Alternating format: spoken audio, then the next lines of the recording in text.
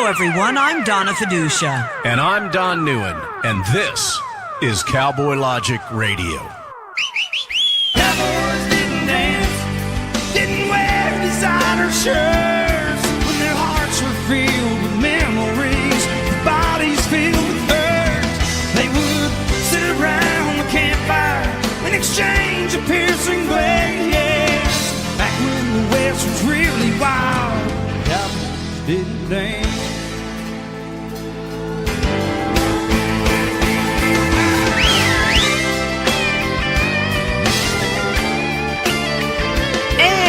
Welcome to Cowboy Logic Radio, everyone. I'm Donna Fiducia, along... Good evening, ladies and gentlemen. I'm Don Neuen. Don Neuen. And let me be the first to welcome you to tonight's riveting episode of Cowboy Logic Radio. I'd like to thank our digital flagship network, Talk America Radio, found at talkamericaradio.us. Many thanks goes out to Ron Phillips, as well as our terrestrial affiliates, WDDQ, Talk 92.1 FM serving South Georgia, and WJHC, Talk 107.5 FM, serving North Florida. I'd like to hat tip Scott, James, and Jack Bring for all their help and their support over the many years of Cowboy Logic Radio. And last but not least, WLBB, News Talk 1330 AM and 106.3 FM, serving West Georgia and East Alabama. Steve Graddick, Dave Rozak, Colin Worthington, Michael Vincent, Lori Wilson, and of course, the great Mitch Gray, all a part of the Graddick Communications team here in West Georgia and East Alabama. Back to you, Donna.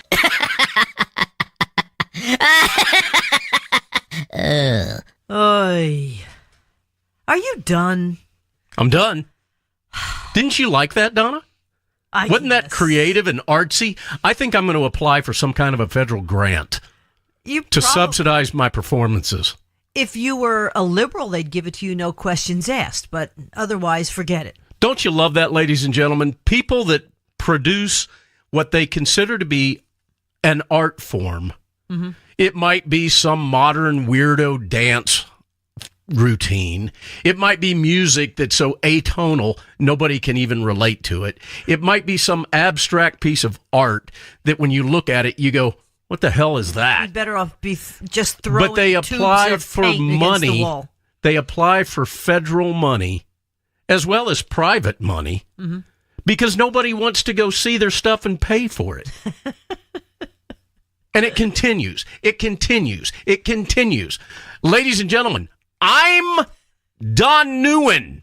Can you imagine, ladies and gentlemen, what he would be like if he drank? I do not drink. That's all I know.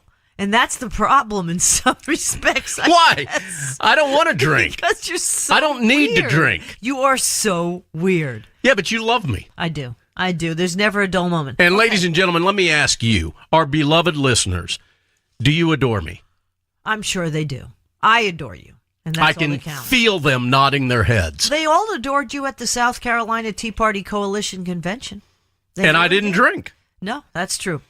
Okay, so... And you know what's really wild, Donna? What? I never really did drink, so it wasn't something I had to quit. It's pretty funny. Yeah. You had the entire audience in Myrtle Beach, South Carolina a couple weeks ago yelling, I'm Don Neuen. It was pretty darn funny, I must admit. Hey, we're going to be talking... yeah, but they were all looking at you and your legs and your neat outfit and your... Until I wore jeans. You did the look next good, day. Donna. I got to be real honest. The dress lasted one day because unlike the Fox News Channel, you got to pay me now if I'm going to wear a dress. True. So that didn't last too long. You got to pay me if I'm going to wear one, too. And I thought about it because there were people offering money, Donna. Please. Yeah. Hey, John Guandolo, he offered me like, I don't know, $300 really? How funny is that? if I'd wear a dress. What great people we met there. We really did. And you know why I didn't? What? Your pantyhose don't fit me. Stop. They don't. But you played football. You could have worn pantyhose back then. Nah, I never did that. Okay. I was old school. Hey, speaking of football, ladies and gentlemen, we do need to congratulate the Philadelphia Eagles for their first Super Bowl victory after 52 years of Super Bowls. And you know what Hardee's restaurant said on Monday morning? No. Hardee's restaurant said, Dear Philadelphia Eagles fans, we would love to give everybody a free, I guess, biscuit since the Eagles won on Monday morning, a free breakfast biscuit. Right. But we can't if you burn down our stores. Well, they did destroy a lot. Thank you very much, you lowlifes that do happen to live in the Philadelphia area. You know what? I do love the Philadelphia Flyers still. Only the Lord saves more than Bernie Perrant, folks. Yeah, so I've heard. Yeah. Hey, seriously, though, 1973. Donna and I have an ongoing and a perpetual boycott of the National Football League. So I we should have tell absolutely no intention of ever watching another NFL game. They tried to redeem themselves, though, by not, kneeling. You know what? The damage is done. That's true. I agree. And the commissioner, what's his name? Goodell? Roger Goodell, whose Okay. wife, Jane part of the problem. Skinner, You know I what the worked other with part at of the Fox. problem is, Donna? What? The unions. That's true. Okay? So here's the deal. Problems Until a the lot. NFL gets rid of somebody like Goodell, and until they get rid of the fact that they pay him all this money and give his kids benefits for life, $45 million after bucks. the disrespectful display they have against our flag and our country and our veterans, I don't want to have anything to do with them again. And I don't see that ever correcting itself. And so the NFL is dead to me. Now, having said that, those of you that follow us on Facebook may know what Donna and our family and myself did Super Bowl evening. And that was that we downloaded the entire Super Bowl III football game. Now, this takes us back to 1968. I was 8 years old. I was living in Madison, Wisconsin, and I watched that ball game sitting on the couch holding a football. That's how enamored I was as a youngster with football. Joe Willie Namath. It was the New York Jets with Joe Namath at quarterback versus the Baltimore Colts with Earl Morrall, who was the second string quarterback, and Johnny Unitas, who was the first string quarterback, who was injured due to a shoulder injury. And it was clearly evident when they finally put he had Unitas in problems. and he couldn't hit the broadside of a barn. But the New York Jets won that game, as many people already know. You could have bet the farm on that game. I should have. You know that? I should have. You should have. As John Berquist so eloquently pointed out. But, they won the game 16-7. And here's some fascinating stuff about this, Donna. Back in 1969, you were, 23, 24 years I old? was not. I was 8. All right?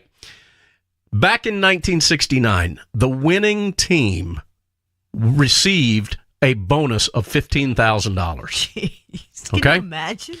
The losing team received a Super Bowl bonus of $7,500. Joe Willie Namath ended up winning what would be now considered a serious muscle car. He won that classic. car. It was looked like beautiful. they only showed it once and they never really talked about it, but it looked like a Dodge I think it was Charger. a Charger. Okay, but just What year think was about that? this, ladies and gentlemen. Think about how the NFL has changed for the worse since 1969. We watch these players play football. Yeah. They hit hard. They played fair. They didn't act like idiots every time they did something. They most certainly stood for the national anthem. And they played as gentlemen. They played as warriors, but they played as gentlemen. Compared to what's going on now in the NFL, there is no comparison. Well, that was when America really was America. And it was okay to say you loved your country. I'm afraid that we're getting away from that now. And there was taunting of players that went on. There was a little bit of shoving that went on. There were some hits. There were some hits. They hit hard. That now would have been penalties. Absolutely. Face masks, the whole 9 yards. Nobody had or the hair lack sticking out thereof of it. face masks. That's 'Cause a true. lot of these guys didn't have much protecting their noggins. It was pretty or amazing their faces. how bad the place kickers are. I'll be honest with you. It was amazing how bad the place Well, that's why they moved away from a toe kick to the soccer style kick. You've got a lot more accuracy. And look at where the stanchions for the end zones were. I mean, they were like maybe 2 yards in from the from the goal line. You ran in there, your head was hitting that stanchion. But Whether you watching liked it or that not. game last night in '69, that was played in 1969, reminded me of the enthusiasm, the drive, the desire to win a ball game that takes place in college ball. Yeah. It did not resemble the pathetic political activists that are now on the NFL football fields. I watch Fox Business a lot, as you all know, especially in the mornings when I trade stocks. And they had Joe Theismann actually on there and a couple other big football names. That break looks serious, Donna. It looks pretty serious. The Theismann. Yeah, that was brutal. That was pretty terrible. Yes, but the thing is, and then they talked about Justin Timberlake saying, well, my kid who's only 2 or 3 years old, however old he is, I'm never going to let him play football. The thing is, what they failed to mention, and these professional football players brought it up, is that it's a team and that you learn to work together, you learn discipline, you learn how to work hard, and you learn the fact that if you do work hard, you'll be rewarded for what you work for. That is the big thing. And I agree.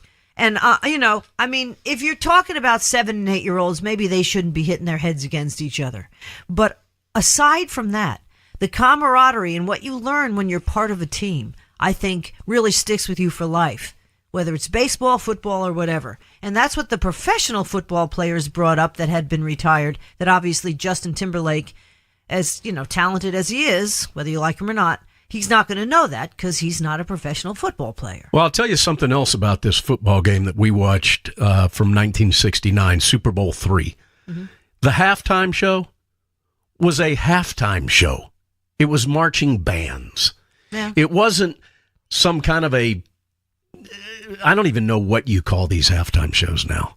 And it's not taking anything away from a talent like, Justin Timberlake. Clearly the guy's talented. But what's up with that? I don't know. All I know is we used to have Giants season tickets, and there was the Hawthorne Caballeros. It came back to me. I can't believe it came back to me. That's all that they had at the Giants halftime shows because Wellington Mara was too cheap to actually pay for somebody decent. The Hawthorne Caballeros. I am dating myself. That's who the New York Giants used to have. Sadly, at their though, halftime show. Here's something you don't know. And because I am the sports connoisseur, those were all illegal aliens. No, they were not back. Yeah, they were. Ay, caramba, VCRs! VCRs. Hey, by the way, the tragedy that took place with the Indianapolis Colts football player. Horrible.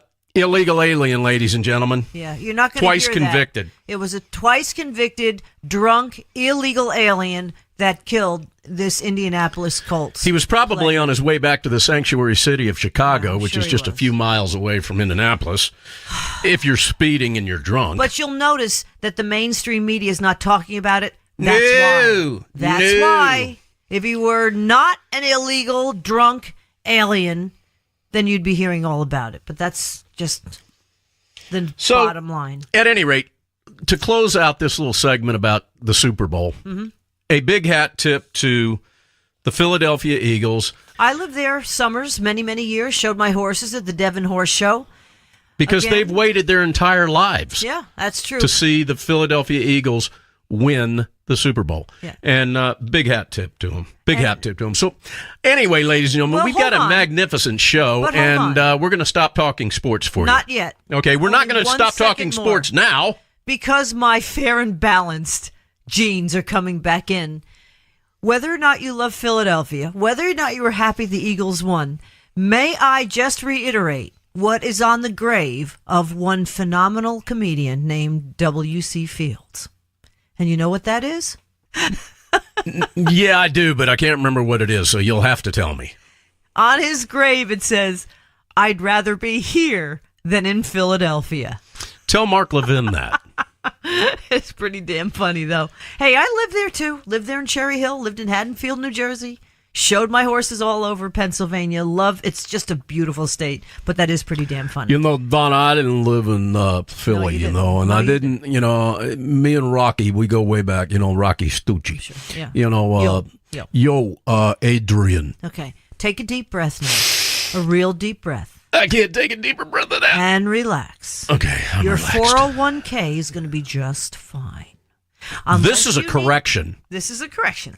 Unless you need cash immediately, like next week, sit tight. You don't lose until you close your positions. So let me give you folks a nice bottom line of what is happening with the market. It's up 5,000 points since Donald Trump took office.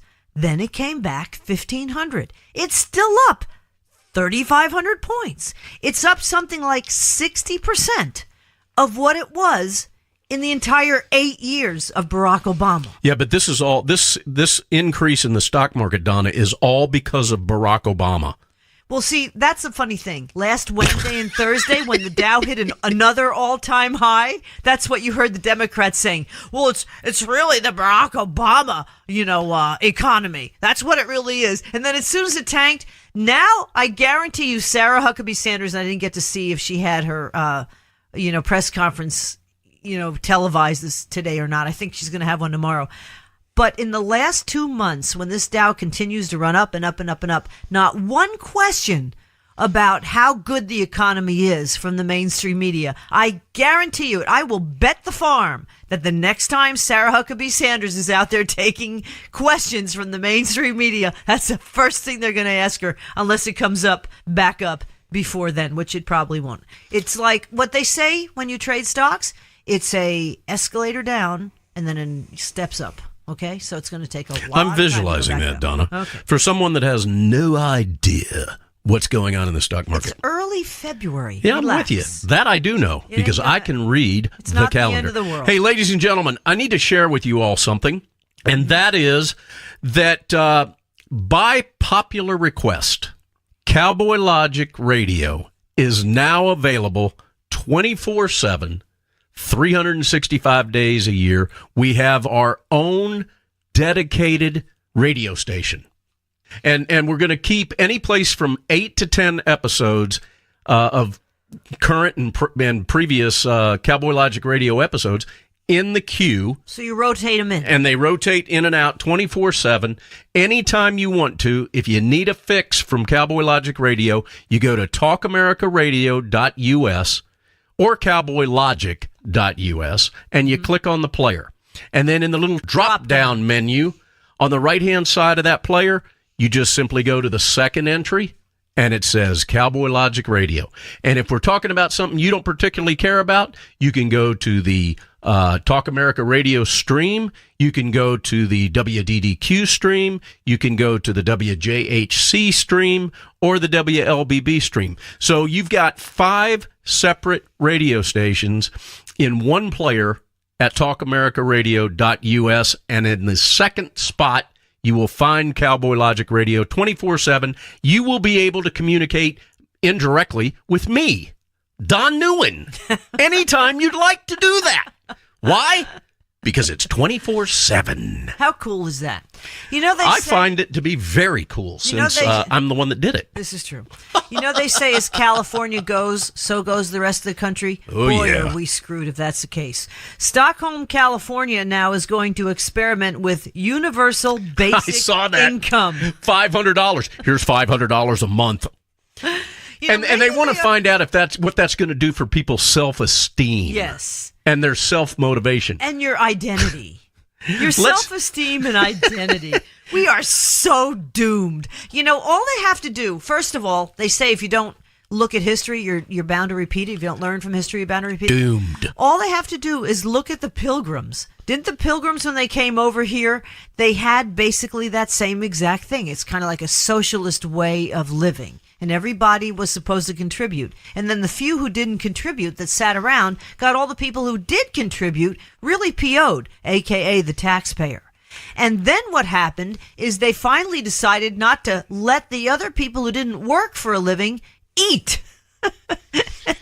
And that's when the slave owners came in and held us all down.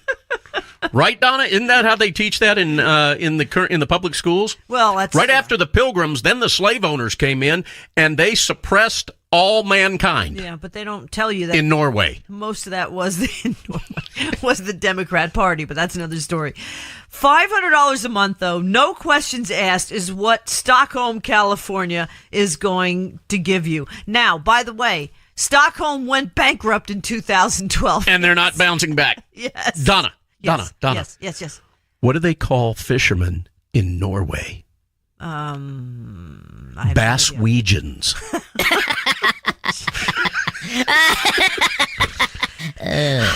Anyhow. Basswegians. Get it, Donna? No, I don't get it. Norwegian? Oh, okay. That's pretty good, don't you think? Weird. Was that a racist comment? I don't know what it is, but you're just It was really insensitive. Weird. Yes. Come on, that was a good joke. Ladies and gentlemen, remember that. Stockholm, California, please. They've got a Stockholm syndrome going on there. That's pretty much what it is. The Economic Security Project is what it's called, is contributing $1 million to the initiative. And they said the goal is to gather data on the economic and social impact of giving people basic income. Basswegians. They'll track what that was good. do with the money. God. Hey, ladies and gentlemen, think about it. Affect their self-esteem and their identity, as Don said. Think about it. What do they call fishermen in Norway, Donna? Basswegians. Weird. You're just so weird. That's good. And you laughed. Hey, getting back to the Super Bowl, by the way. Let's get serious. Lowest rated Super Bowl in 9 years. 3% dip from last year. Keep it up, folks, until those bastards stop. Oh, are you allowed to say that? Yeah, I can. Oh, okay. And China is moving 300,000 troops closer to the North Korean border just in case, because they don't want them there either. And they've also got a dadgum super gun that I read about. And what are we worried about? And we'll have to talk to somebody that's a subject matter expert to really delve into that. Maybe we'll go to one of our military experts. Yes, we'll do that in the coming weeks, that's for sure. Or maybe we'll go to Gordon Chang, or we'll have two of them on at the same time, a military expert and Gordon Chang, to talk about China's new electromagnetic gun. Yeah. In the meantime, we are totally vulnerable to electromagnetic pulses, but that's another story. Well, this isn't exactly that, but we're going to leave it as a teaser for next week. This is true. Meanwhile, we do want to thank Tom Fitton of Judicial Watch, who left my intro to him at the South Carolina Myrtle Beach Tea Party Coalition Convention up, and he posted it along with his speech on his website. It had almost 80,000 hits in 2 or 3 days. I haven't checked lately to see how many. It's been a couple weeks. I'm sure it's a lot more. But we're going to be replaying that for you after the break. Tom Fitton at the South Carolina Tea Party Coalition Convention. And then at the top of the hour, Sidney Powell, she's going to be spending the entire hour with us, licensed to lie, exposing the corruption in the Department of Justice. It's all coming up next on Cowboy Logic Radio. Cowboys didn't dance, didn't wear designer shirts. Their hearts were filled with memories, their bodies filled with hurt. They would sit around the campfire and exchange a piercing glance. Back when the West was really wild, cowboys didn't dance, yes. When cowboys didn't dance, didn't wear designer shirts. When their hearts were filled with memories, their bodies filled with hurt. They would sit around the campfire and exchange a piercing glance, yes. Back when the West was really wild, cowboys didn't dance.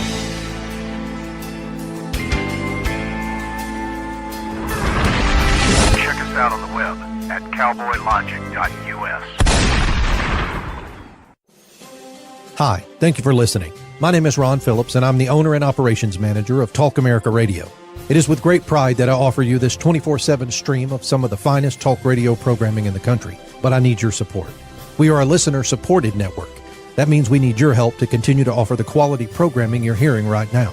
If you're able, please visit talkamericaradio.us and click the Support Us button. Your donation will go a long way in helping us continue to share the American voice. Thank you. You're listening to your local news source, WLBB, News Talk 1330 and FM 106.3. Hey, everybody, they're back on again. Cowboys didn't dance, didn't wear designer shirts. When their hearts were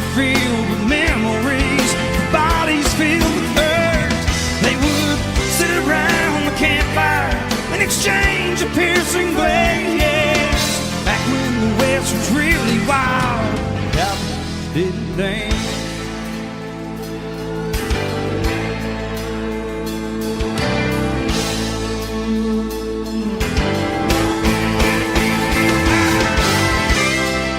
One person who is fighting the good fight, and I got to be honest with you, one of our heroes, big time, is coming up right now. Tom Fitton of Judicial Watch.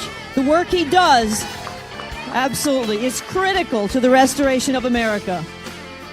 Judicial Watch, as you know, primarily seeks access to government records, filing Freedom of Information Acts, FOIAs, and other Public Record Act lawsuits, engaging in other forms of civil litigation, pursuing various other actions designed to generate public pressure on government agencies and public officials. I get emails from Judicial Watch every day, and I'm sitting there going, yes, Tom, yes, keep it up.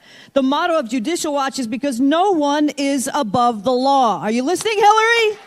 Are you listening, the Clinton Foundation? Under Tom Fitton's leadership, Judicial Watch was named one of Washington's top 10 most effective government watchdog organizations by The Hill. He has worked for America's Voice, National Empowerment Television, the International Policy Forum, the Leadership Institute, and Accuracy in Media. You've seen him on Fox and Fox Business, my old alma mater. You've also seen him nationally recognized expert on government corruption, immigration enforcement, congressional and judicial ethics, and open government. And Tom Fitton, again, one of our heroes. He's really just holding their feet to the fire. Ladies and gentlemen, it is with great admiration that Don and I want to welcome the president of Judicial Watch, Mr. Tom Fitton.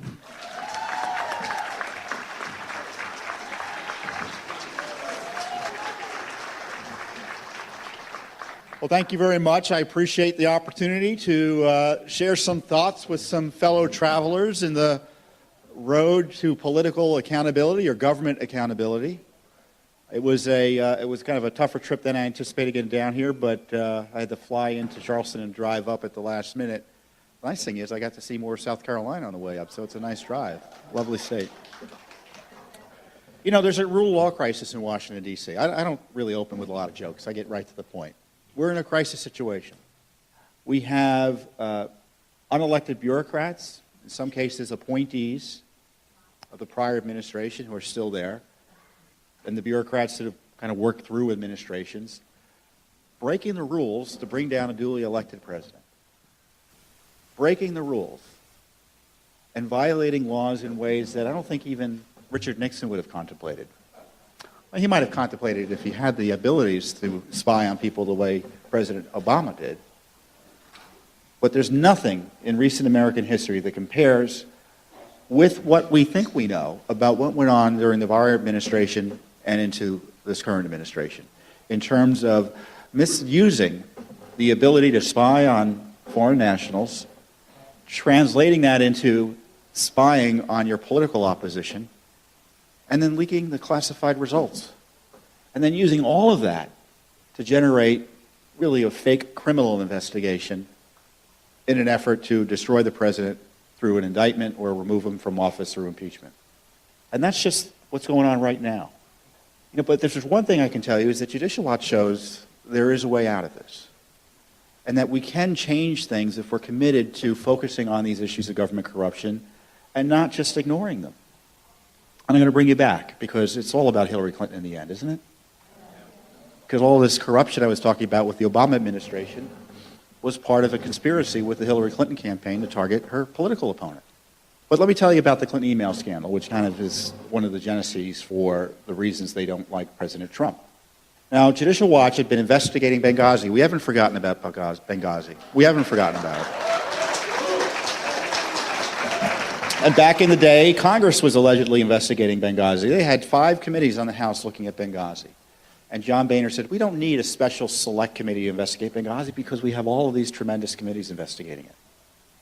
Well, then Judicial Watch in 2014 received a document as a result of our litigation, our investigation, showing that it was the White House, the Obama White House, Ben Rhodes, who was behind the big lies about a video made them do it as opposed to it being a terrorist attack created by Al-Qaeda. And that just blew it all open. Even John Boehner was upset that Congress didn't get that document. And he said, I'm going to appoint a select committee. And then you had Trey Gowdy in a select committee, which of course also impacted history significantly. But, when we're doing these Benghazi investigations, we noticed there were no Clinton emails. And I'm a nice guy. I thought, well, maybe she didn't use email.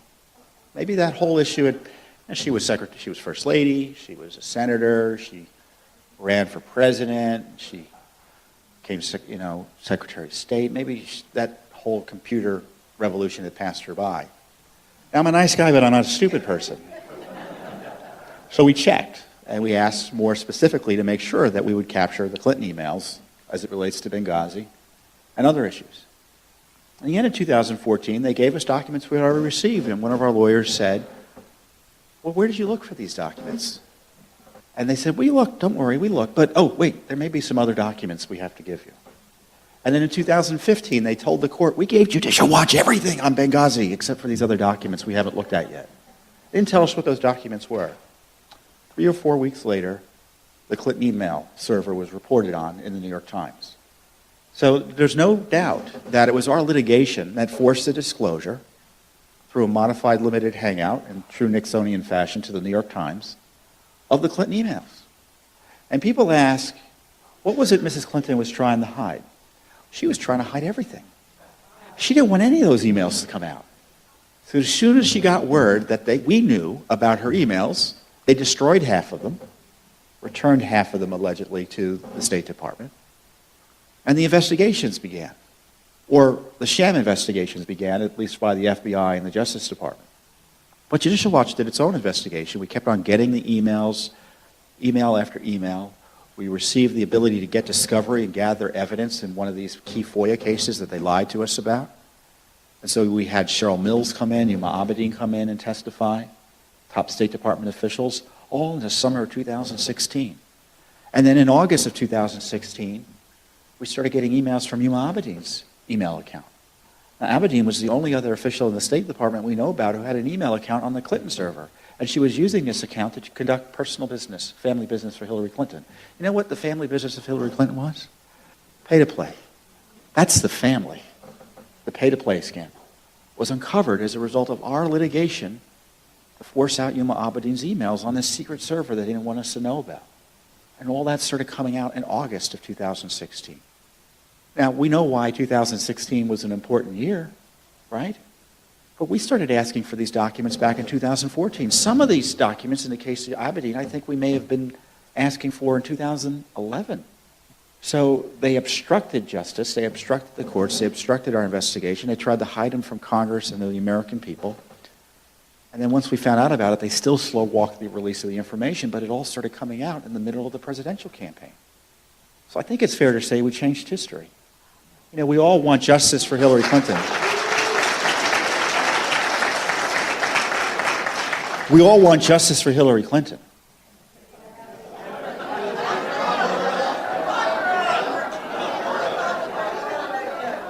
We all want justice for Hillary Clinton. But we did get some rough justice, didn't we? Election day was rough justice and accountability.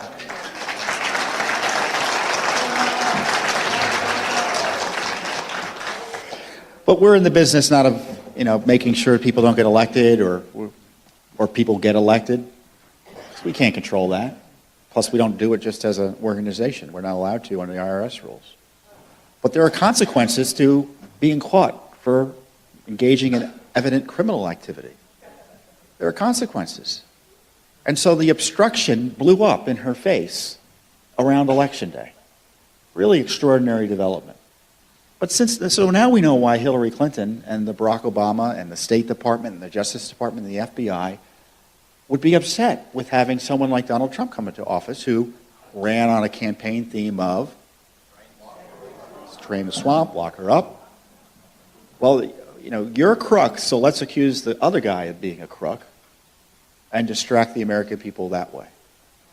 And so rather than get the accountability we so desired with the Justice Department sham investigation, the corruption there, going back now to the Pay-to-Play Foundation deals and Uranium One and Russia, they focused on this fake criminal allegation against President Trump. But that's blowing up in their faces too, isn't it? Because at the core of that fake criminal allegation was this alleged dossier Well, the dossier was created by Fusion GPS. And Fusion GPS is an anagram. If you change the letters around in Fusion GPS, you come up with Hillary Clinton colluded with the Russians and the FBI and Justice Department to destroy Donald Trump. No, it works. I mean, you can change the letters around, and that's what it comes out to. I wish that were a joke in the end, though, what it does come out to, because that's what happened. Mrs. Clinton was getting tens of millions of dollars through her foundation, which was a political platform for her to run for office. And it obviously took care of her husband and her political operatives, like Sidney Blumenthal. And she also received money through her husband through speaking fees, including from the Russians. Don't be distracted. Well, be distracted. Be focused on what happened with the foundation. But recall, they received tens of millions of dollars, exposed by Judicial Watch, personally, through Bill Clinton's speaking fees.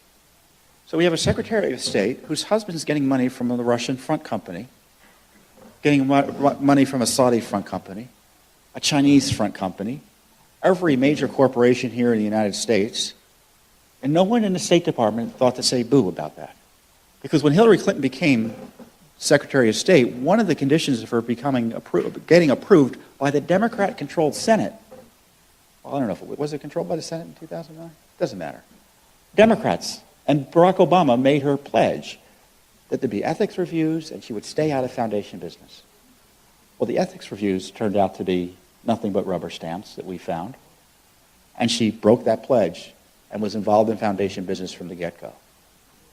So now we're facing this real crisis because James Comey, who hated the president, was fired correctly by the president, and in retaliation, he leaked something to the New York Times in order to get a special counsel appointed.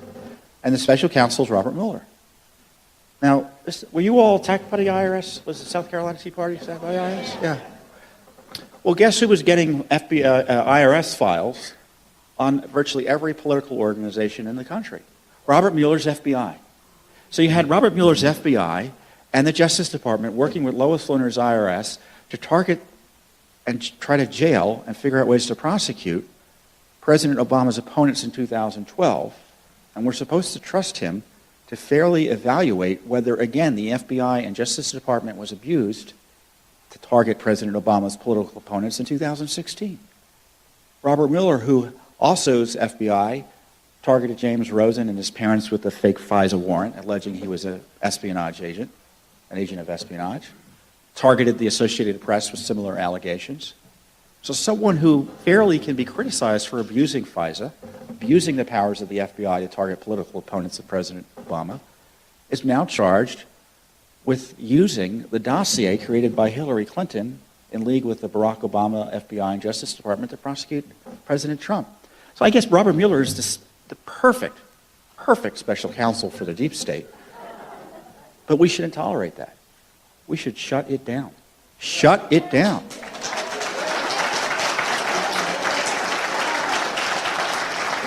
And there have been many great successes over the last year from a conservative policy perspective out of the Trump administration. But what hasn't worked is the anti-corruption effort. It just hasn't taken hold yet. And I think because the president has been boxed in as a result of this criminal investigation and fear-based decision-making by his political appointees, both in the Justice Department, the FBI, the National Security Agency, the State Department, you name it.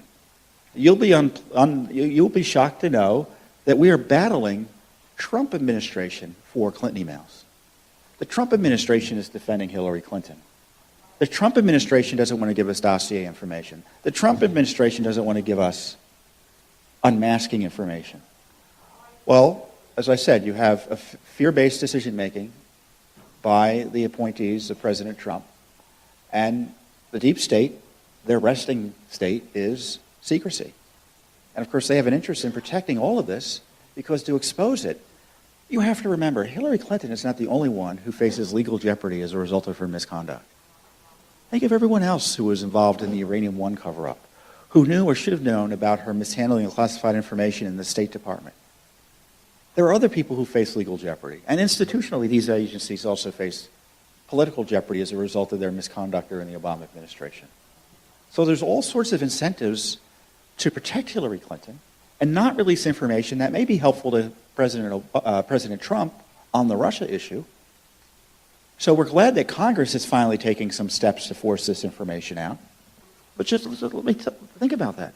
They were battling this Justice Department and this FBI to get information as to whether or not the Trump organization and the Trump campaign team was inappropriately spied upon by the prior Justice Department and FBI. And they had to threaten, the Republican head of the Intelligence Committee, backed finally by the Speaker, had to threaten Trump's Justice Department and FBI with contempt to get these records. So you can see why we're facing objections in court. But nevertheless, we're still getting records out. The courts just recently required the State Department, which wanted to release the records of Hillary Clinton that the FBI had recovered at a rate of 500 pages a month. Those are the ones they would process. It doesn't mean we'll get all of them. They said, well, we'll look at 500 pages and we'll tell you which ones you can get from them. And the court said, and at that rate, we wouldn't get them all until 2020. 72,000 pages. I'm joking, 2020. Those are the only ones we would get that we were allowed to get under the law. When I'm talking about the ones we would have to fight about that they withheld. But a court, an Obama appointee, required the State Department to speed up the release. So we're now in the position of having an Obama appointee require the Trump Justice Department to stop slow-walking the release of information on Hillary Clinton. I mean, I may just have to go step aside for 5 minutes because that just is so mind-blowing. And what are the documents showing that to come out? Just recently, we just got another batch. I think of the 500 documents or pages they've reviewed, they released 78 documents or so, 78 emails, that show that 3 times, or 3 additional times, she was mishandling classified information, sending it to Justin Cooper, Bill Clinton's Clinton Foundation aide, Clinton Foundation aide up in New York. Classified information. And then separately, we found emails, we finally got emails that Imam Abedin had.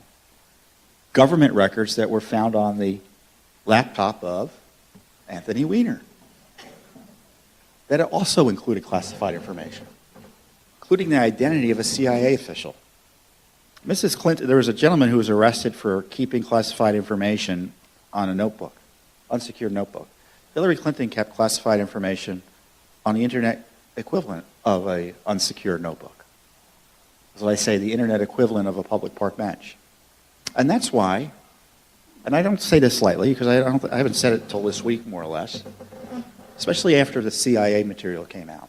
Again, more classified information. And these other documents show that Hillary Clinton knew very well about the security issues related to her server, how her email system worked. She used email the way most of us would.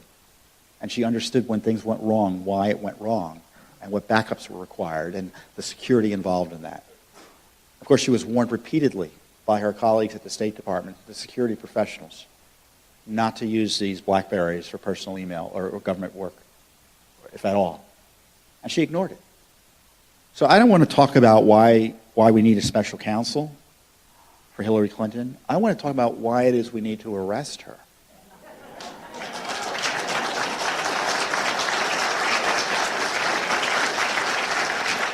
Because if it were anyone else, they would have been arrested by now.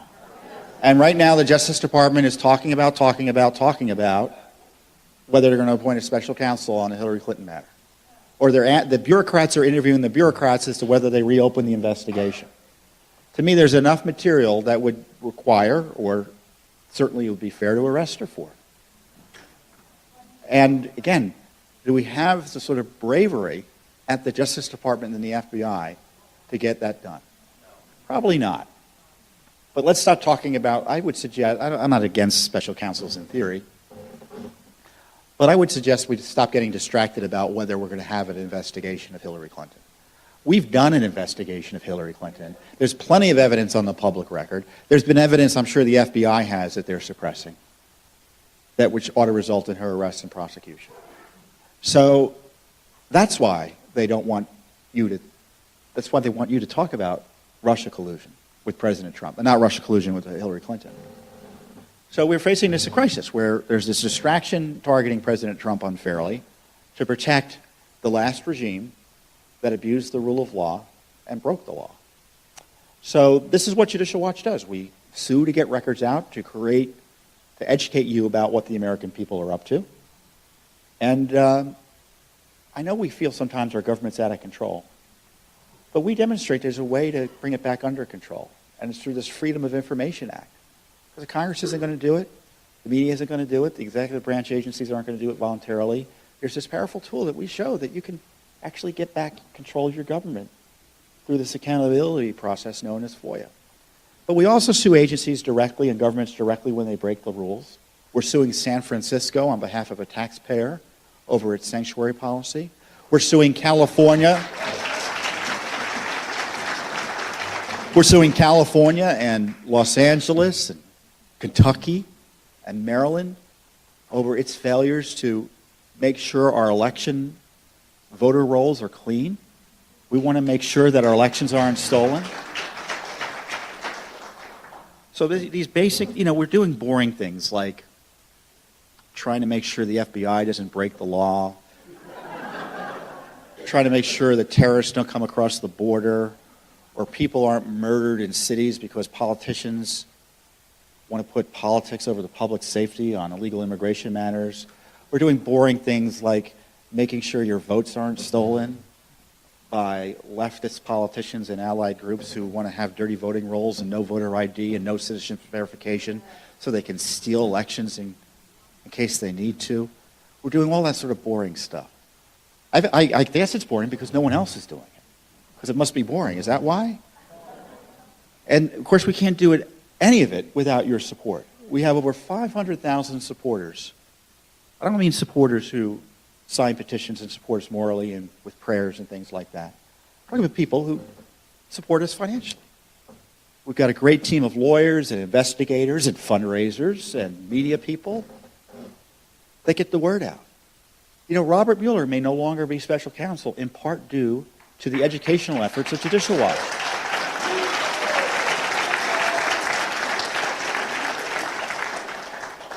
And I know everyone's excited, the new hashtag is release the memo. Don't rely on that getting released to save the world. There's a lot of work to be done.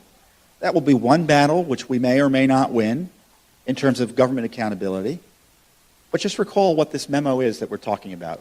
Everyone kind of know what I'm talking about here? It's an analysis done by Republican staff members of documents we still need to see. These FISA applications used to target the Trump team.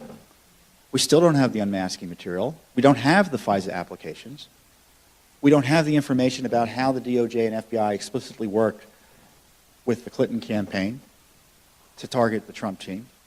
I say when they found out, the FBI found out, allegedly, that let's presume that there was a good faith shock when this fusion gang came to the FBI and said, oh, looks like the Russians are trying to blackmail President Trump.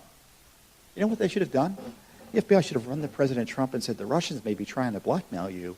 We will help you because you are a victim. Now, what the Obama FBI did was they used it as an excuse to spy on him and his people. No doubt about that. Corruption at its worst by the FBI. So there's a lot of work to be done. And a lot of those folks who made those decisions are still there at the FBI, are still there at the Justice Department, are still there in the Mueller investigation. So one memo getting released isn't going to solve the problems. So we got to be consistent and persistent and just keep on fighting. And one of the things that I'm kind of struck by, despite having battled corruption out of the Clinton gang for years and years, is just how important this issue remains to the American people. And people still want justice for what happened with Hillary Clinton. They haven't forgotten. And until it's done, we're not going to stop, are we? We're not going to stop. So I'm sure you have lots of questions, but I just want you to know, we're out there fighting for you. We don't represent the political parties. We don't represent the politicians. In fact, I don't really like to talk to the politicians. I don't like to deal with Congress. We'll help them where we can, well, because we do our own thing. We do our own thing. And we think by staying independent and doing our own thing, sometimes we ask tough questions of President Trump or his administration. Hey, the irony is, I was just thinking the other day, no one has sued the Trump administration more than Judicial Watch. Think about that. And I think the president would be upset to know that his administration and his appointees are less transparent, especially on these corruption issues, than the Obama administration. I'm quite confident he would be upset at that. So we got to be willing to do the right thing. And so you can trust us to do the right thing and not give up on these issues until the courts tell us we have to give up. But we're going to keep on asking these tough questions. We're going to ask about the slush funds in Washington, D.C. to pay off the victims of congressional sexual assaults. We're going to ask about that. Of course, we were litigating that on behalf of a victim of a sexual assault, alleged sexual assault by a member of Congress back in sexual harassment, back several years ago. In many ways, when it comes to government corruption, there's nothing new under the sun. The question is, can we get the American people to focus on its importance? Because we like tax cuts, we like regulatory rollbacks, but if we're afraid the IRS is going to come pounding on our door because we gave money to the wrong group, or we can't trust the FBI not to be snooping into our conversations because we may support the wrong politician, or the Justice Department is prosecuting politicians that the establishment doesn't like, not because they wrote the law, but because their policies are bad or because they tweet things that people don't like, all the tax cuts in the world aren't going to save the country. And if we have a border that's open to everyone, that's not a country. That's a way station. So these core issues we consider very important. And of course, elections. If you have campaigns and commercials and you get the vote, but if the elections are stolen or can be stolen easily, why bother? So we got to restore faith in the confidence we got to restore faith in the fair administration of our elections to make sure they're free, fair, and clean. And unfortunately, we have an entire ideological movement that's adamantly opposed to that. So you would think things had calmed down with the change in administration. Oh no, we have more to do. And so I encourage you to keep up the energy, keep up the educational efforts, keep collaborating. You need to come together regularly to boost your own efforts. Because I'm sure you're at home, throwing stuff at the TV. It's good to come to meetings like this and recognize you're not alone. And so you're not alone when it comes to this corruption issue by Judicial Watch. There's nothing we're not investigating. There's nothing we're not willing to sue about in terms of finding out what went on. We're not afraid to ask questions about Seth Rich. We're not afraid to ask questions about the Awan brothers and the House IT scandal.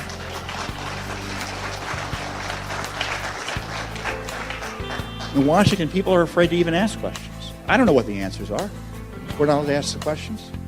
So those are the sorts of things we're involved in. We're winning, but there's a lot more winning to be done. And so with that, I turn it over. I don't know if we have time for questions. Maybe we do, maybe we don't. But thank you very much for your time and attention. And God bless you. Cowboys didn't dance, didn't wear designer shirts. Their hearts were filled with memories, their bodies filled with hurt. They would sit around the campfire and exchange a piercing glance. Back when the West was really wild, cowboys didn't dance. When cowboys didn't dance, didn't wear designer shirts. When their hearts were filled with memories, their bodies filled with hurt. They would sit around the campfire and exchange a piercing glance. Back when the West was really wild, cowboys didn't dance.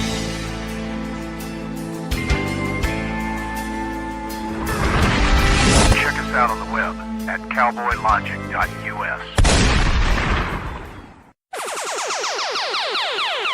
Hello, everyone. I'm Donna Fiducia. And I'm Don Neuen, and this is Cowboy Logic Radio. Cowboys didn't dance, didn't wear designer shirts. When their hearts were filled with memories, their bodies filled with hurt. They would sit around the campfire and exchange a piercing glance. Back when the West was really wild, cowboys didn't dance.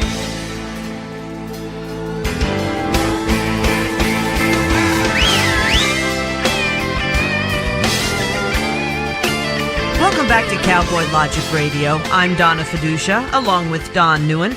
and our very special guest for this last hour, because she really does need 2 segments. Because every time we have Sidney Powell on, we run out of time. So we need 2 segments. She's been lead counsel in more than 500 federal appeals, resulting in more than 180 published decisions. Her book, License to Lie, Exposing the Corruption in the Department of Justice, is the inside story of high-profile litigation of the last decade, really, including the prosecutions of Arthur Anderson, Enron, Merrill Lynch executives, and Senator Ted Stevens, many of which were overturned, but as Sidney will tell you, many lives destroyed as well. She's an elected member of the American Law Institute and a fellow of the American Academy of Appellate Lawyers, which she served as president in 2001 to 2002, a Phi Beta Kappa grad of the University of North Carolina, where she also attended law school, and you've seen her on all the news channels. Lately, of course, that Newt Gingrich mentioned your book, shooting it right up to the New York Times bestseller list. Sidney Powell, welcome back to Cowboy Logic Radio. Oh, thanks so much, Donna, but one correction. I haven't made the New York Times bestseller list yet, just Amazon's. Oh, well, that's in New York Times doesn't count anyhow. Amazon's just as good. Now I would like to do my intro of Sidney. May I, please? Mm-hmm. Hi, Sidney. Hey, Don. How you doing? How you doing? I'm good. All right. Back to you, Donna. All right. Since last we spoke, so much has happened, Sidney Powell. He's behaving Lord himself have mercy. tonight. Don is really behaving himself. I really am behaving myself, and I'll tell you, it's because I got off on that rant earlier in the first segment. I feel like I need to kind of rebuild and step back a little bit and allow the water to settle. Okay. All right. Have a zen moment. Plus we've got Sidney Powell on, and we're going to talk about some very serious stuff here, ladies and gentlemen. Put your game face on. Well, it's time to play ball. Well, Sidney, with what's going on with the Clintons and with this whole thing with these memos and all this other stuff, the plot is thickening, the walls are closing in, and dare I say it, it's about time. Yes, really. All right, so give us your take on the latest happenings. Yeah, but let's hold on a second. Sidney, for our listeners as well as for me, and I would say Donna as well, let's put this whole thing with regard to the memo, the Mueller investigation, all of these allegations that have been thrown into the media or out by the media, as well as liberal Democrats for more than a year now about this, collusion and obstruction of justice by Trump.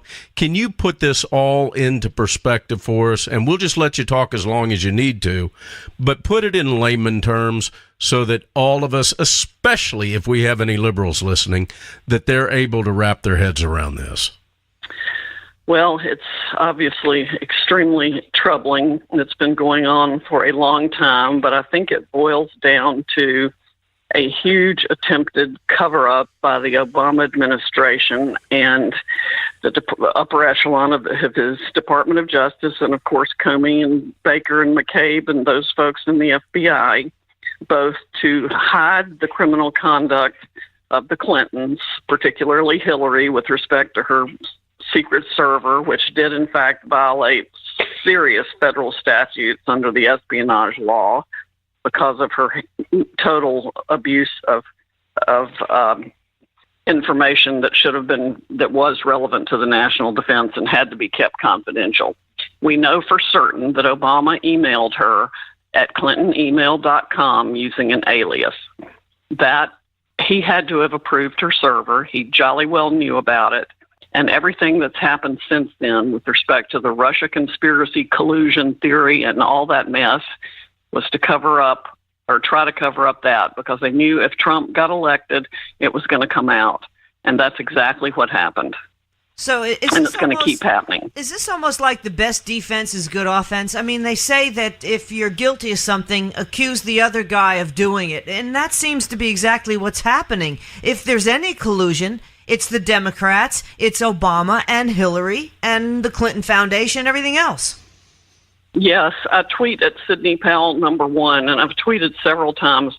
They're the masters of projection. It's classic psychological projection. I memean, it would not have occurred to any of us, I don't think, to allege that Hillary Clinton was colluding with the Russians. I never heard anybody suggest that until we uncovered the Uranium One mess, in which she sold out 20% of our uranium supplies for massive multi-million-dollar contributions to the Clinton Foundation. But, all of those things have come out later, and of course they've tried to cover that up as much as they can with abuse of the government power and processes also. But yeah, this is classic Democratic projection. They're masters of it. We just need to remember, if they say, he did such and such, what they mean is I did. Exactly. Sidney, when did this all start? In your opinion, this whole concoction, this cover-up, this corruption, when did it start with regard to what we're finding out right now? At what point?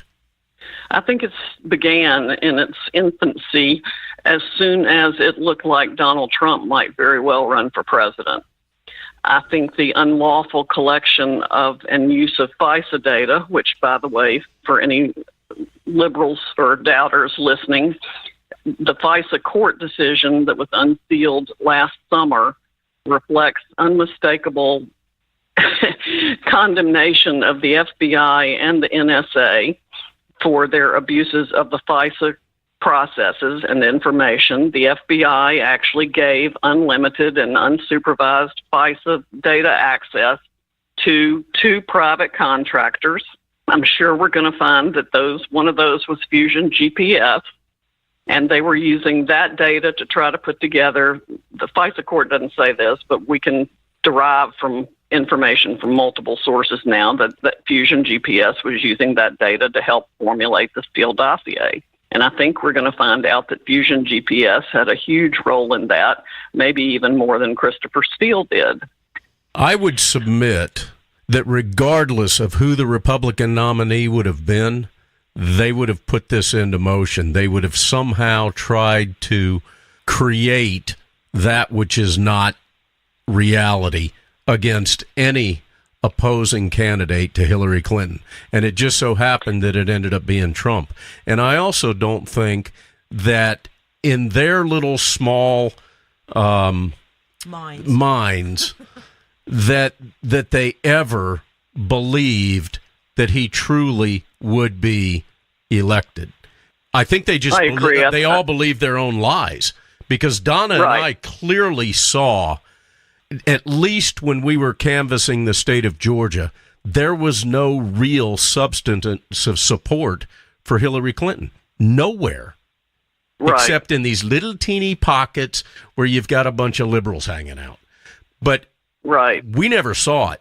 Now, do me a favor, Sidney. Let's go to the tarmac meeting, because for a long time I couldn't wrap my head around what I thought that meeting entailed, other than I believed it to be unethical and potentially against the law.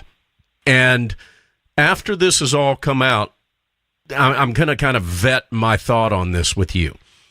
I believe that at that point, Bill Clinton told Loretta Lynch, you figure out a way to get the FBI working with you in the DOJ and get this whole thing squelched and have Hillary come out smelling like a rose with any of this investigation of her servers. Am I on target there? Well, yes and no. I think that dictate actually came from President Obama much earlier than that. I think the meeting with Bill Clinton and Loretta Lynch was probably more to assure Loretta Lynch that Hillary would indeed, suggest that she remain as Attorney General, or be willing to keep her as Attorney General, assuming everything came out the way that it was supposed to.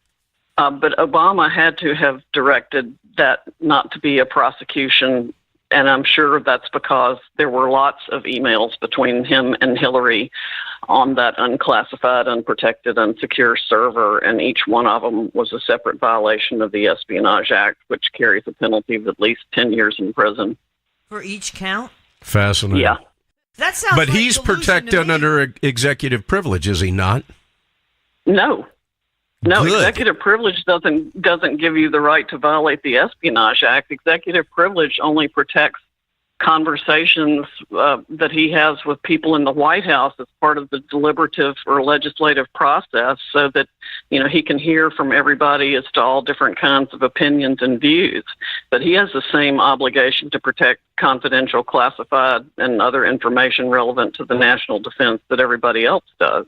That is good to hear. See, this is what gets me, because he can talk to Loretta Lynch, he can talk to Eric Holder when he was in there, he can talk to Hillary Clinton, he can talk to the FBI director, the CIA director, and suddenly it's okay. But if, God forbid, Donald Trump says anything to Jeff Sessions, or Donald Trump says anything to anybody else, it's like, oh, he can't do that. It's like right. Every little thing Donald Trump does is under a microscope, and it's okay. And a double standard. Total double standard. standard. And a double standard. That's what I say all the An time. outrageous double standard. Part of that is the White House should have been much more aggressive in invoking executive privilege. I mean, please note that no Democrat during the Obama administration ever testified to anything touchy in front of Congress. I mean, Susan Rice, but all of them, they kept refusing to testify in front of different committees. Yeah, it's just delay. That's all there is. We're Right. talking with Sidney Powell. She is an attorney and author of the best-selling book, License to Lie, Exposing Corruption in the Department of Justice. She's an equal opportunity offender, folks, because she's worked for both Democrats and Republicans, so she knows from whence she speaks about corruption in the DOJ. You can find her on Twitter at Sidney Powell 1. That's SIDNEY Powell, POWELL, then the number 1. Or for the book, licensedtolie.com. That's licensed with a D to lie.com.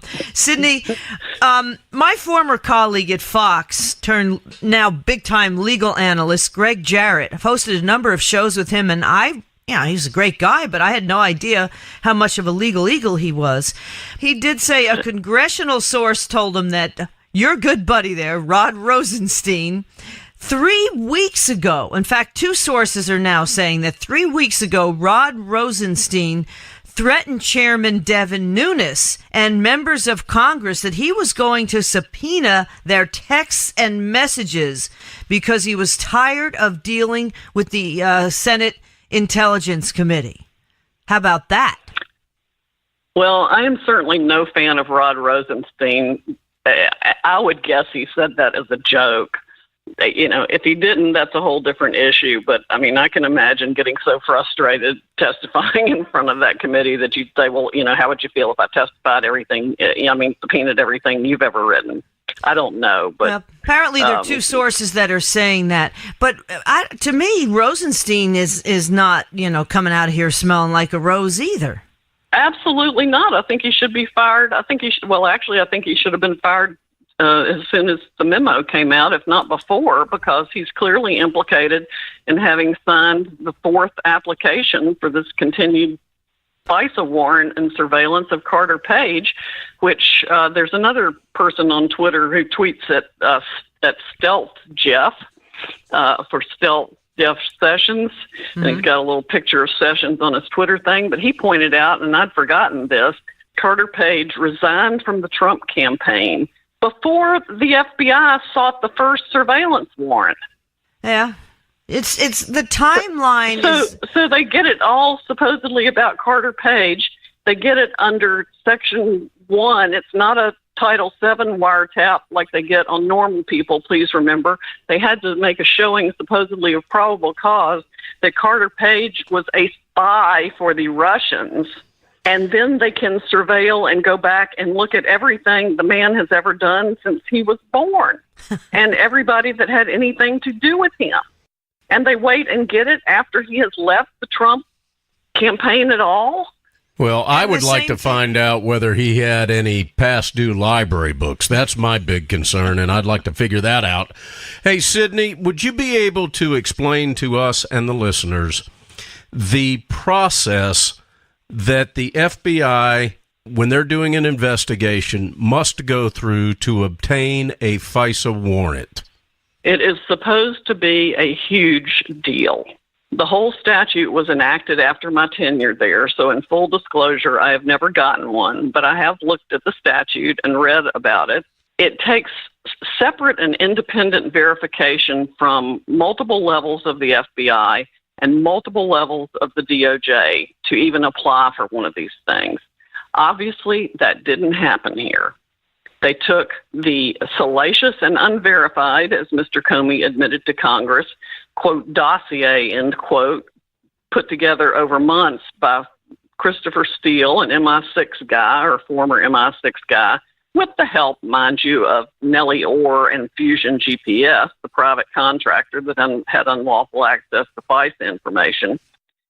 And even after the FBI fired Christopher Steele as an informant because they knew he was talking to the press and had revealed to the press the fact that he was working with the FBI, he continues to provide information and collaborate with Bruce and Nellie Orr, and they continue to funnel that information or whatever they've concocted to the FBI. And the FBI and Mr. Rosenstein and Dana Boente, the prior deputy AG and acting AG for a brief while, and Sally Yates all continue to get these warrants reauthorized. And the FBI continues to sign off on reauthorizations. Comey signed 3, McCabe signed 1, all knowing it's a bunch of hooey. This is what gets me because from what I've seen now, these unsealed FISA court rulings show that 85, and you're saying that it's not easy to get these FISA rulings, 85% of Obama's FBI and DOJ searches were illegal and illegally provided to government outsiders, and the majority of these FISA requests were granted. And it just seems like the weaponization against any kind of opposition by the Obama administration is just on hyper overdrive. Yes, it did. And I think it's gone out to the field as well. It's just come to my attention within the last few weeks of 3 separate criminal prosecutions going on out in the field now that I am certain were targeted for political reasons. Well, the DOJ and the FBI says illegally searched Americans against their rights and unbeknownst to them to unprecedented levels. Corruption at the highest level, really, when you think about it. But what about the FISA judge? The FISA judge I'm seeing, it's not verified, but I had read today that it's a guy named Rudolph Contreras, appointed by Barack Obama. I never would have guessed. Well, he would be just one of them. I heard, and I don't know that this is true because we won't know until we see the actual warrant applications, and that'll be like trying to pull eye teeth to get those, but I think it's to the point where the public needs to see those too. I think he was one of them, and I suspected that as soon as he suddenly recused himself from General Flynn's case. He's the judge who took Flynn's guilty plea. And then all of a sudden he recuses himself. And all we hear is that Judge Contreras has just recused himself, and Judge Emmett Sullivan, who's the hero of my book, License to Lie, Exposing Corruption in the Department of Justice, gets the Flynn case. Well, that would be good. Thrilled about. Yeah, I'm thrilled about that because Judge Sullivan, if he sees egregious government misconduct, and I think he will, he could allow Flynn to withdraw his plea and throw out the charges. But he's financially ruined, you know? And this guy, Contreras, was appointed to FISA on May 19th of 2016. I mean, right in the midst of all this. So the timing to me is really suspect as well. Don had a question. Yeah, do you think... yeah, that's real interesting. Sydney, do you think that the warrants were issued to the FISA court fraudulently? Yes. Okay. B, that the FISA judges were aware of this, or did they rubber stamp them to go through, which my understanding should not be the practice. But do you think they were rubber stamped, in which the FISA judges really didn't vet whether these things were fraudulently submitted or not, or C, both? Well, the judge really doesn't have a way to vet it. I mean, the judges rely on the integrity of the government officers making these presentations and the fact that the multi-step and independent reviews are supposed to be conducted by DOJ and FBI. And particularly when it's a warrant to look at everything that's ever happened in an American citizen's life, I think the judges take that very seriously. I mean, I know a few judges who have served on the FISA court, and they certainly take it extremely seriously. I would think, I mean, my first inclination would be to think that the FBI and the DOJ lied to the judge. That's what it seems like. I have a question. That's what it seems like even from the memo, you know, because the memo reflects that they did not tell the judge that they had fired Steele as an informant. They did not tell the judge that the newspaper article or Yahoo News article that they were using as corroborating information came from Steele. You know, they did not tell him that Hillary Clinton and the DNC had paid for the dossier. Mm-hmm. I don't think they gave the judge accurate information. If they did, and he actually knew that, and any of the judges, 1 or 2 or 3 or 4, still issued it, that's a whole nother problem.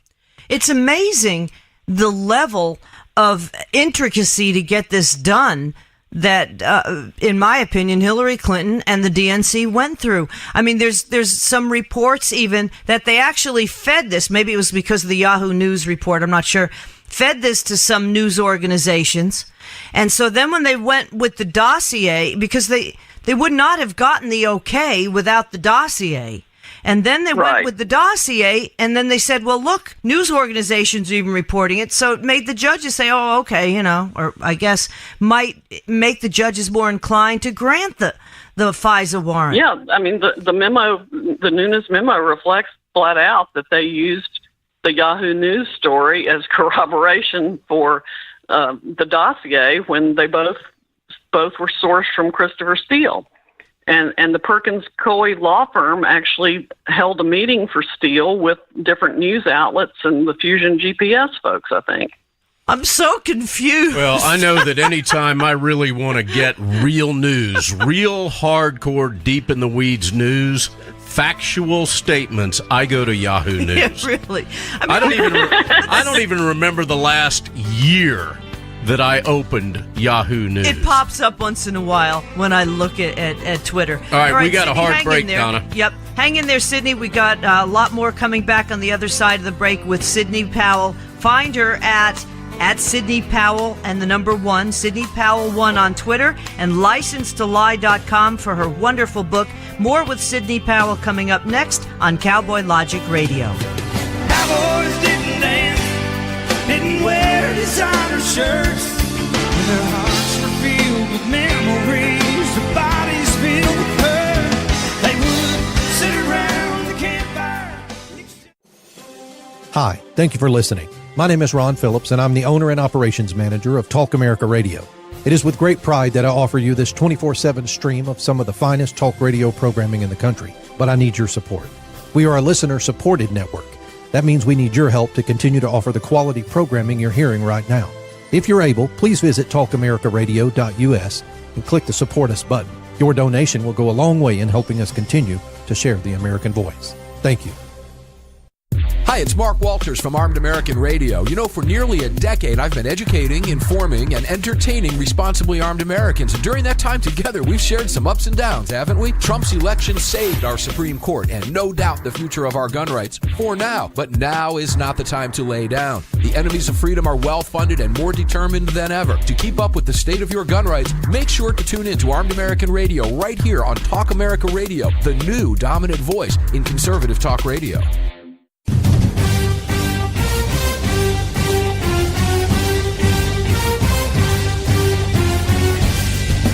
This is Don Neuen, co-host of the Drive Time Sit Rep. Join me as I call in to my intel analyst, Denise Simon, for my daily situation report, or Sit Rep, the Drive Time Sit Rep. Check talkamericaradio.us for more information and show times. Donald Trump came to Washington vowing to drain the swamp and make government work for the American people. But the swamp creatures in D.C. aren't going down without a fight. and the deep state is determined to overturn the election and keep their gravy train rolling. In these turbulent times, it's critical for patriots to stay engaged and be prepared to defend this president. You can stay up to date on Trump's battle to make America great again by listening to America First Radio with Jim Dawes each weeknight at 10 p.m. Eastern on the Liberty Feed. This is Denise Simon, host of the Denise Simon Experience. When I'm not debating with Donna Fiducia about politics, I listen to Cowboy Logic Radio. Why, you ask? Because outside of my blog, founderscode.com, and my own radio show, the Denise Simon Experience, Cowboy Logic is by far the most entertaining and informative radio show on planet Earth. Plus, Don makes me feel guilty if I don't listen to his radio show every week.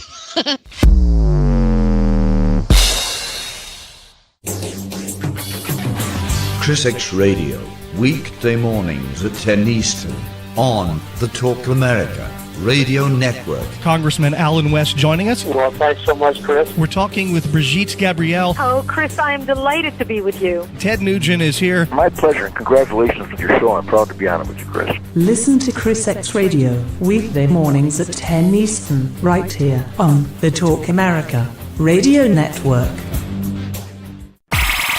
You're listening to your local news source, WLBB, News Talk 1330 and FM 106.3. Hey, everybody, they're back on again. Cowboys didn't dance, didn't wear designer shirts. When their hearts were filled with memories, their bodies filled with hurt. They would sit around the campfire and exchange a piercing glare, yes. Back when the West was really wild, Cowboys didn't dance. Welcome back to Cowboy Logic Radio. I'm Don. Good evening, ladies and gentlemen. My name is Don NEUEN.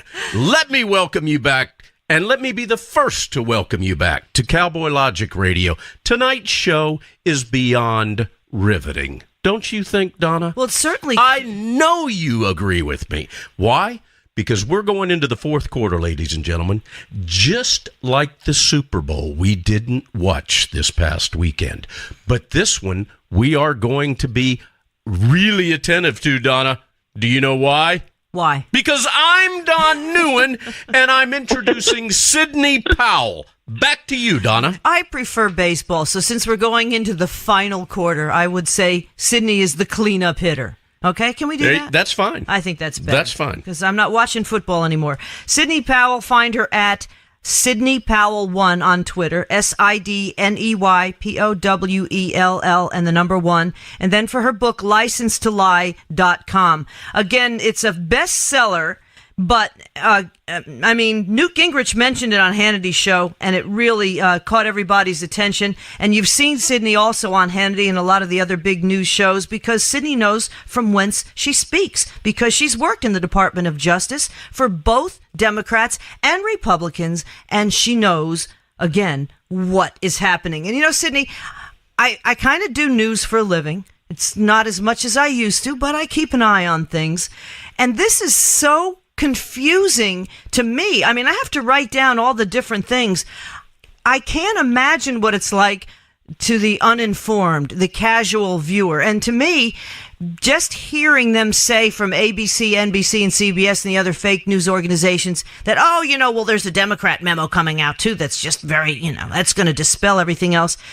To the unsuspecting person, they're going to believe that as well. And it's really so much deeper. This pales in comparison. This makes Watergate look like small change. It does. It definitely does.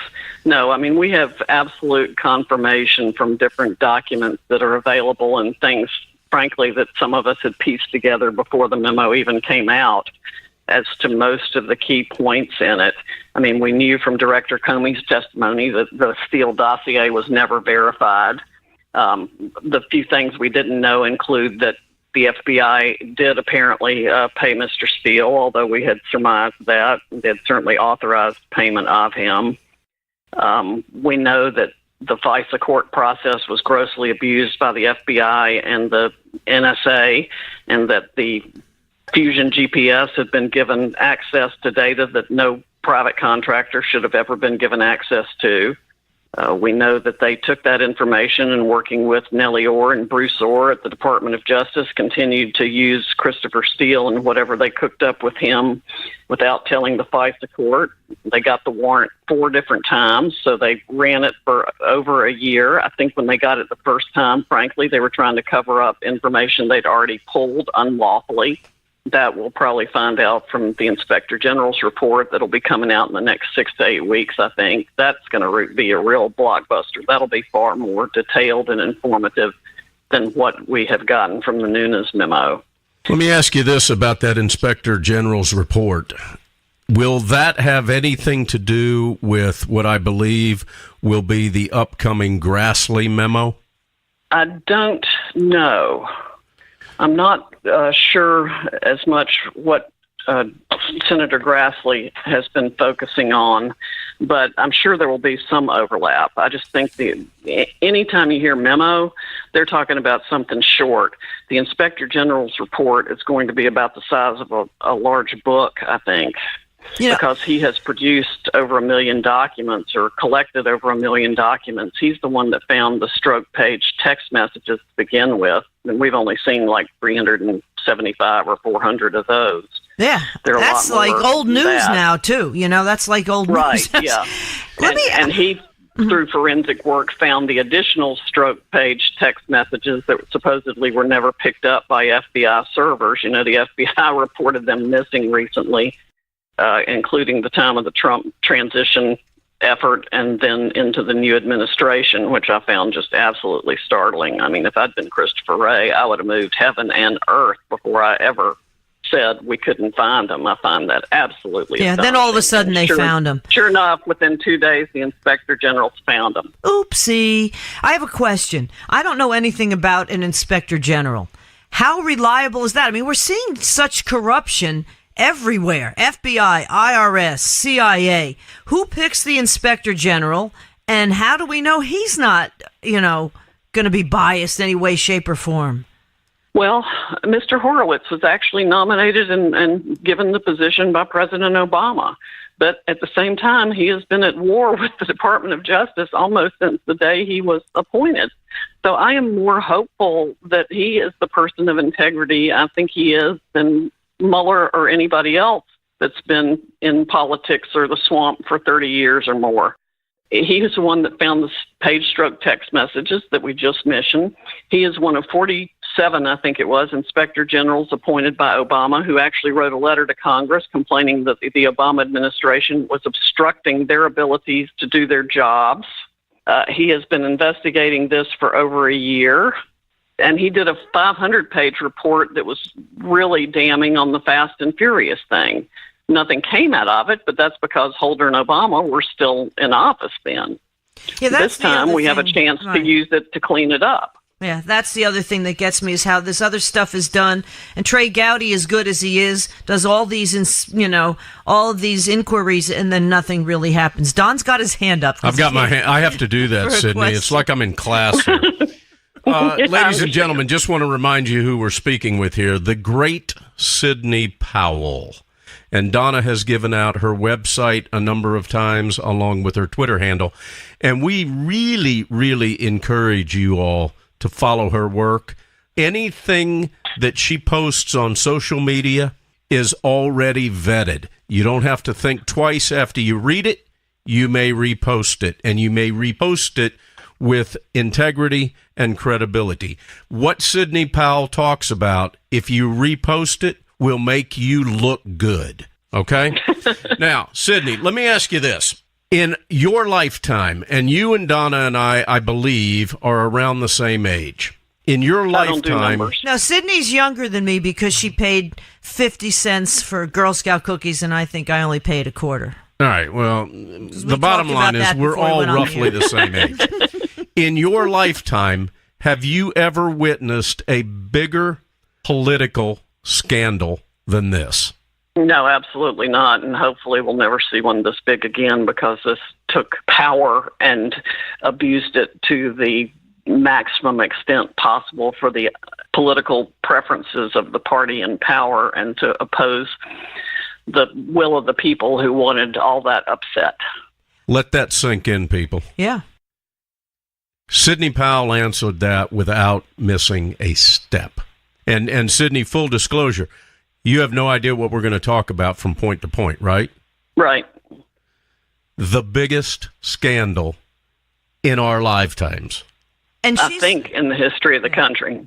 They literally tried to pull off a coup, and we would have never known about any of it if Hillary Clinton had been elected. That's what's so scary. What a and nauseating thought that is. I still think they're trying to pull off a coup with early voting and things of that nature, but that's another segment and all the voter fraud that goes on.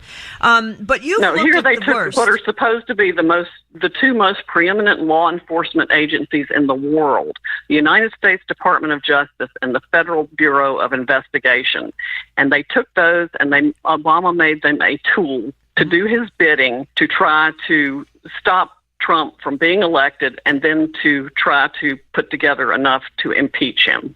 That is such a blooming outrage, regardless of which party is in power. Everyone's blood should be boiling. You even have Alan Dershowitz saying things along that line. And this he's is certainly something Republican. This is something you expect out of third world S-hole countries. Yeah. You really do. Yeah, well, I mean, this you is expect typical this. Russia crap. This is Banana Republic. Yep.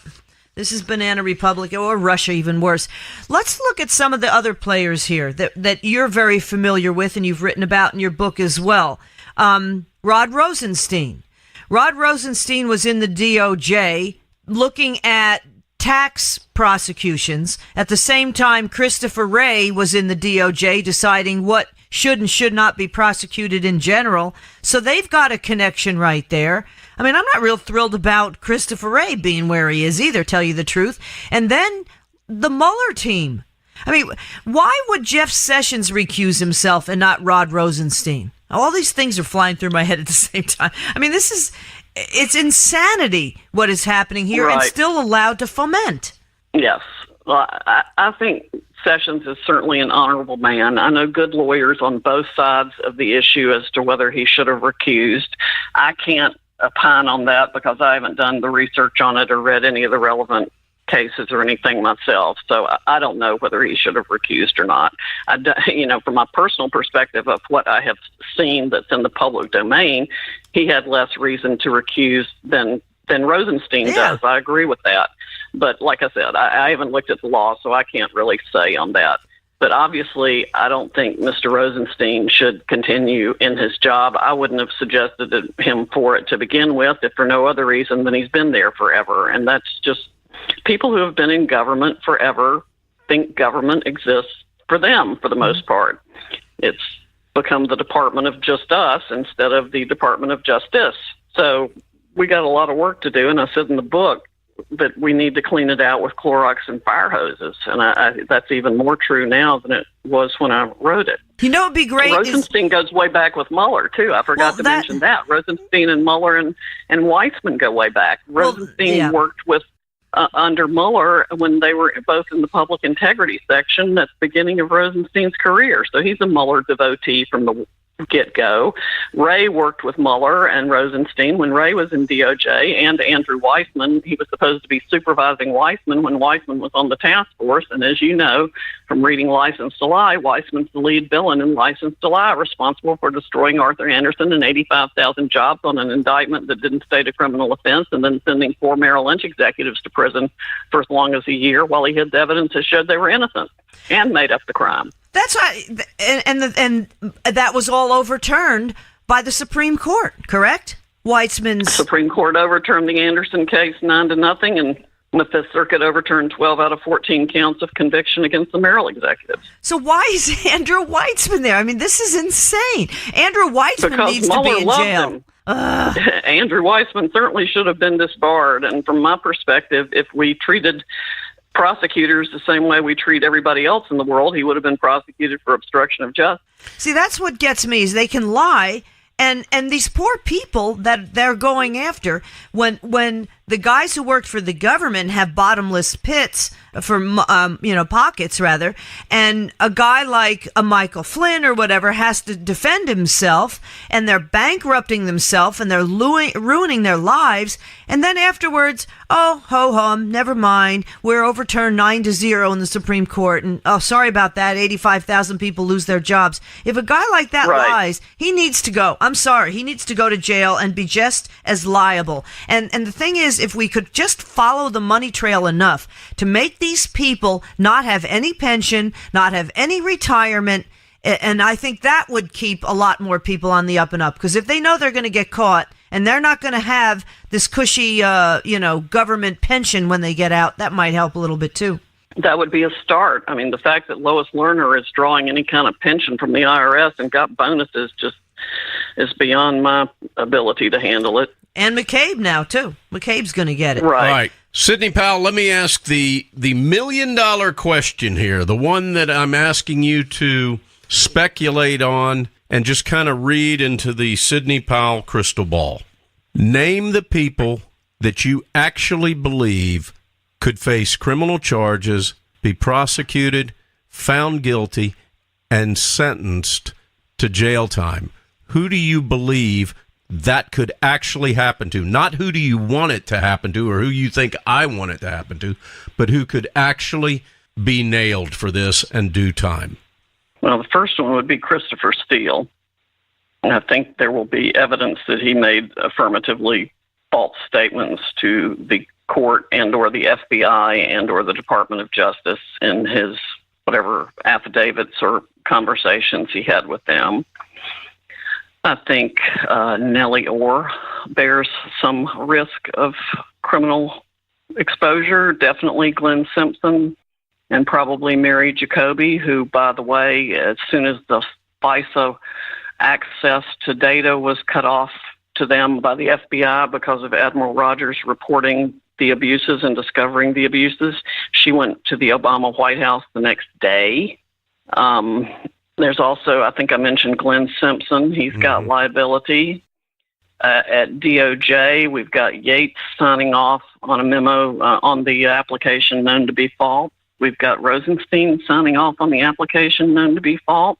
Dana Buente, of course, James Comey, James Baker, McCabe, Stroke, Page.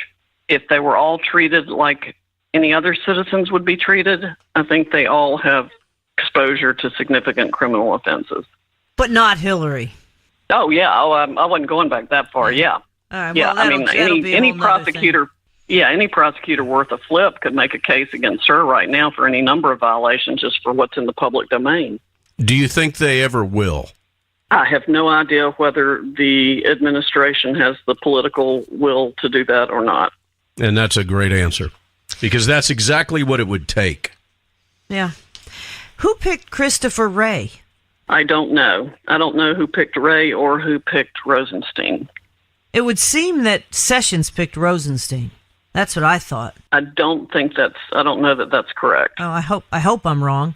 I just don't get it. Unless Sessions and Trump might be so snake bit from being attacked so much with the Comey, firing, that they're letting this kind of play out in the court of public opinion so they can have a little bit more people behind them. I mean, that might be the case. I don't know. But both Christopher Wray, as we were saying earlier, was in the DOJ at the same time Rod Rosenstein was, looking at various different angles that they had at the DOJ. But in neither time, neither of those guys chose to go after the Clinton Foundation at all, for tax prosecutions among anything else.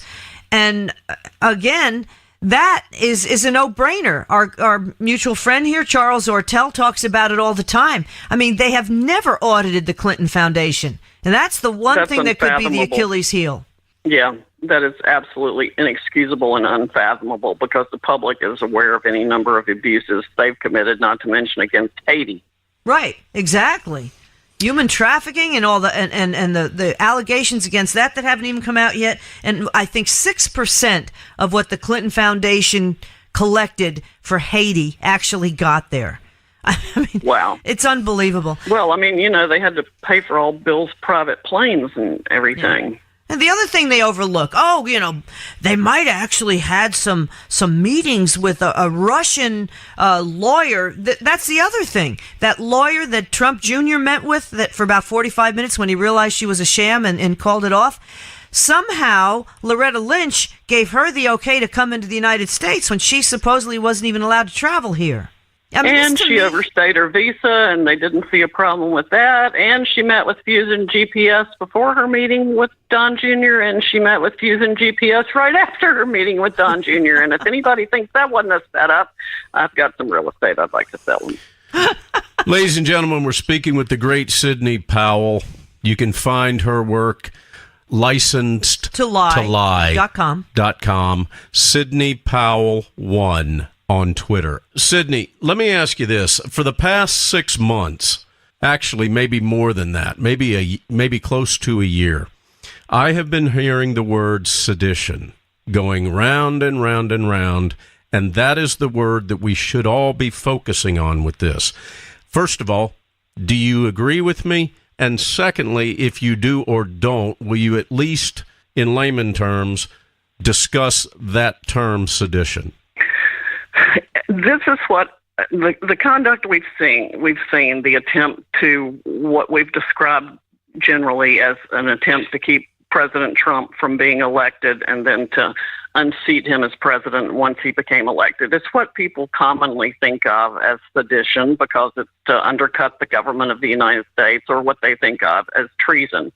I don't think the conduct actually falls under those federal statutes as they are written, because I believe they require use of force or the planned use of force for the sedition statute and the treason statutes to apply. Again, I have not conducted separate research of those myself in any, actually probably ever, but just looking at the statutory language, I would not think that they would apply. There are, however, plenty of other federal statutes that do apply to all measure and means of the conduct we've seen, not to mention, false statements to the FBI, false statements to the court, false statements to Congress, perjury, obstruction of justice, fraud on the court. I mean, we could rack up a good 10 counts against anybody who touched this in any way, shape, or form. That's good to know.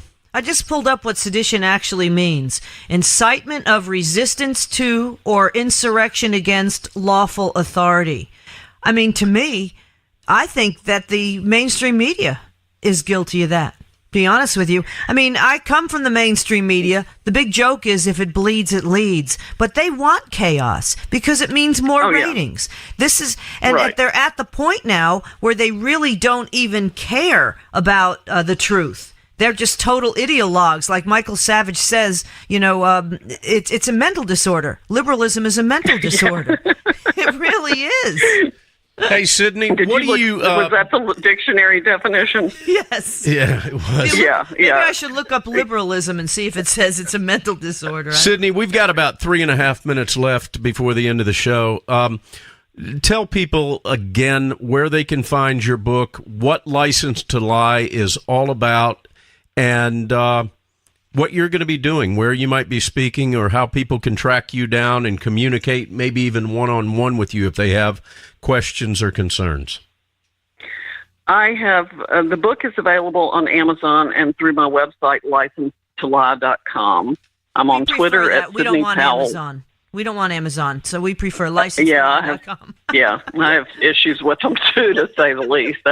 I think they've even fiddled with my sales, but that aside, use the website licensetoli.com, and you can order autographed or personally inscribed copies from me there as well.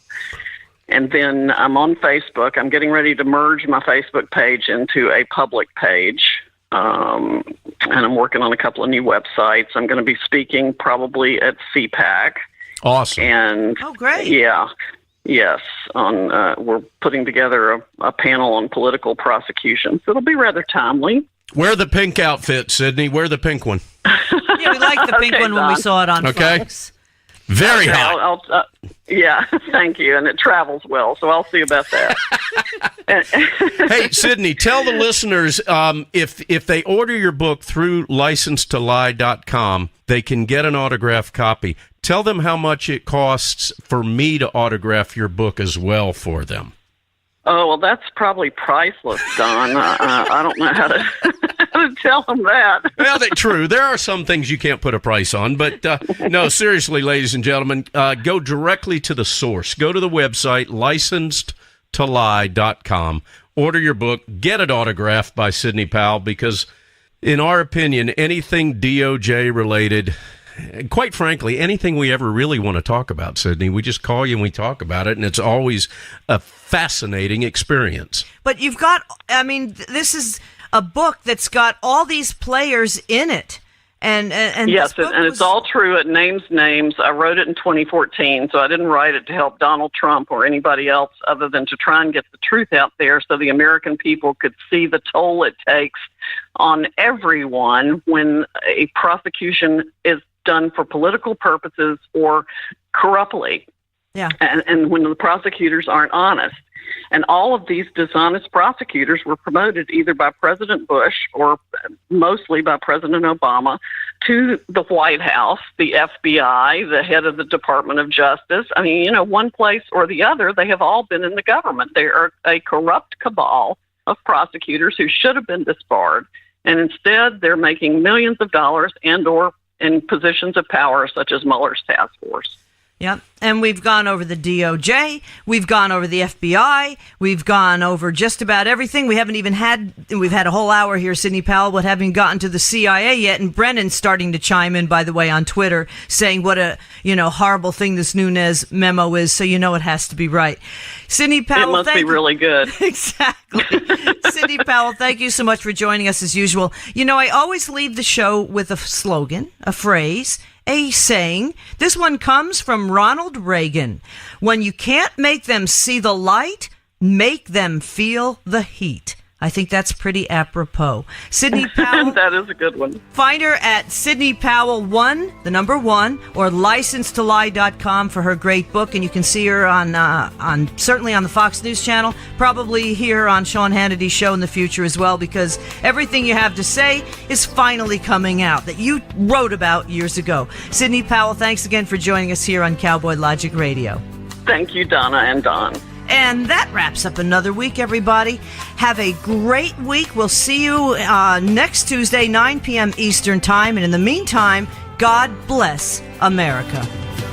Cowboys didn't dance, didn't wear designer shirts. Their hearts were filled with memories, their bodies filled with hurt. They would sit around the campfire and exchange a piercing glance. Back when the West was really wild, cowboys didn't dance, yes. When cowboys didn't dance, didn't wear designer shirts. When their hearts were filled with memories, their bodies filled with hurt. They would sit around the campfire and exchange a piercing glance, yes. Back when the West was really wild, cowboys didn't dance.